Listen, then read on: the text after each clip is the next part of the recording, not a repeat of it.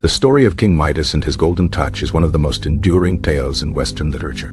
A cautionary fable woven from ancient Greek mythology, yet surprisingly grounded in elements of historical context and the anxieties of a burgeoning society preoccupied with wealth and status. While the myth itself is undoubtedly fantastical, exploring the desire for limitless riches and the dangers of unchecked greed, understanding the underlying historical milieu, the Phrygian kingdom where Midas ruled, allows us to peel back the layers of symbolism and glimpse a more nuanced understanding of the story's genesis. Midas was a real king, or at least, a figure of considerable historical significance in Phrygia, a kingdom situated in Anatolia, roughly corresponding to modern-day Turkey.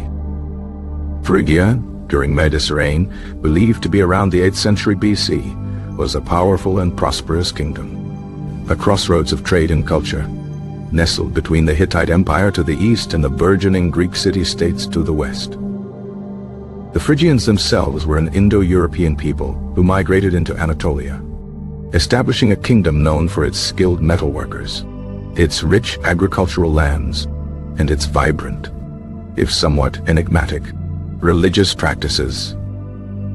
Midas, according to Herodotus, a Greek historian writing centuries later, was a descendant of the legendary founder of Phrygia, Gordius.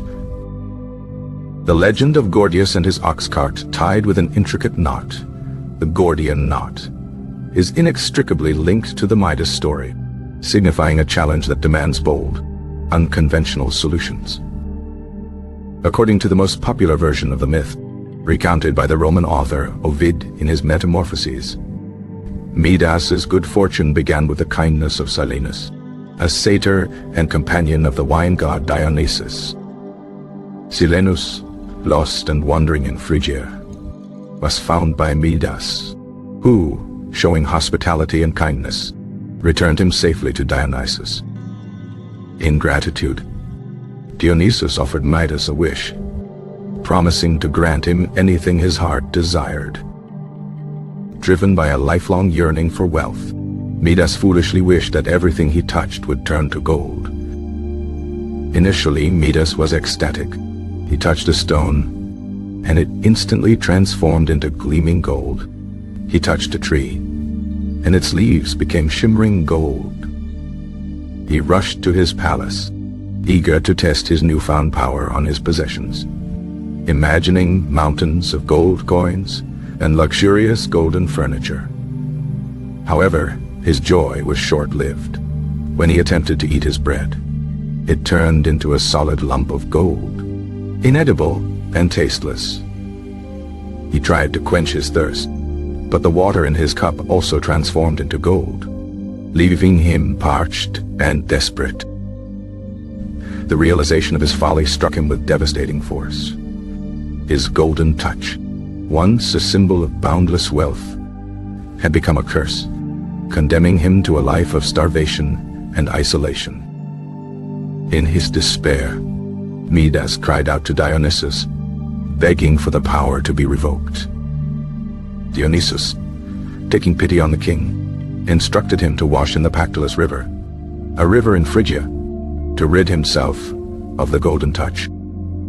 As Midas bathed in the river, the gold flowed away from him, turning the Pactolus sands to gold, giving rise to the legend of alluvial gold deposits in the region. Thus, the Pactolus River became renowned for its gold, a tangible manifestation of Midas' ill-fated wish, and a lasting reminder of the dangers of unchecked avarice.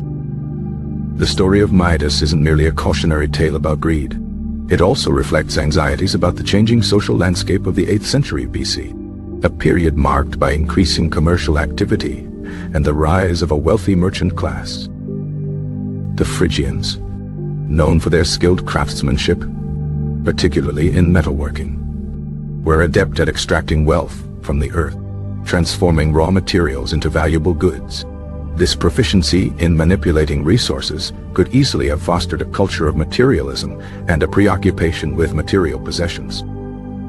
Midas' story, therefore, can be interpreted as a critique of this burgeoning materialism, a warning against the dangers of equating wealth with happiness and neglecting the spiritual and moral dimensions of life.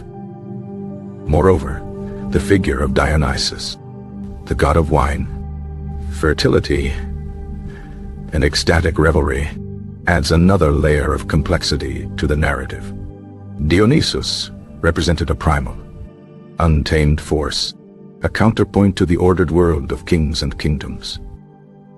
Midas' attempt to control and possess this power, the power to turn everything to gold, represents a hubristic attempt to impose his will upon the natural order, a transgression that inevitably leads to his downfall.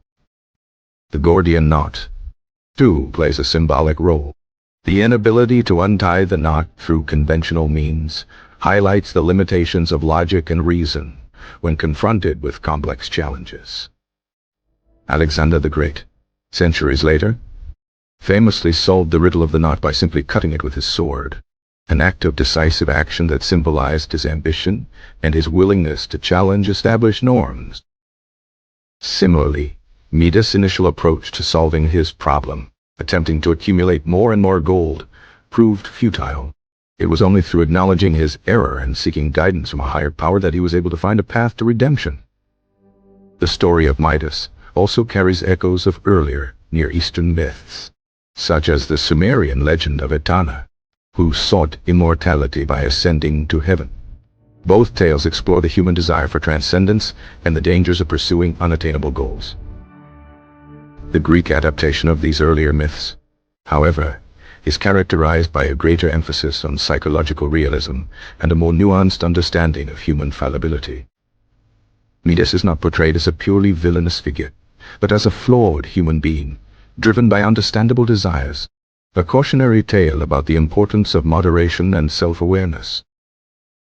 In conclusion, the story of King Midas is a rich and multifaceted narrative that transcends its superficial simplicity. It is a cautionary fable about the dangers of greed and the importance of moderation, a reflection of anxieties about the changing social landscape of ancient Phrygia, and a testament to the enduring power of Greek mythology to explore the complexities of the human condition.